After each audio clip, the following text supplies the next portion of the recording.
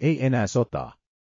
Ei sotia, ei huutoja, ei kuolemaa, tyrmistyttävän primitiivistä, säälittävää, liian punaista. Miljoonat vaikenevat loputtomassa yössä, kärsimys ja tuho, jotka sota toi mukanaan.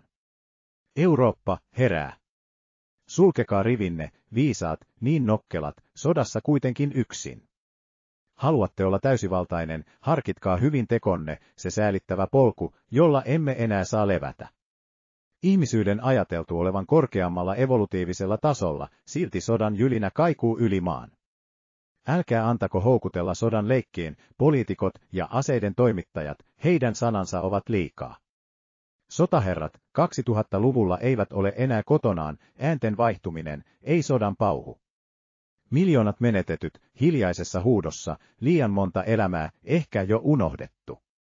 Jokainen elämä merkitsee, suojeleminen on velvollisuus, ei enää kuolleita, se on tärkeä näkökulma. Maan puolustamiseksi varustaudu kuten lennokit, mutta rauha ja viisaus olkoot aina yhtenäisyyden ydin. Älä uhraa mitään, ajattele olemassaoloa, naiset, lapset, heidän tulisi kukoistaa rauhassa.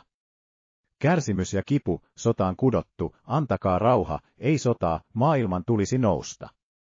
Ei sotaa, ei riitaa, vain yksin rauha, vaalikaa sitä hyvin, saakoon rauha aina kukoistaa. Kaikkea hyvää. Sinun samarialainen.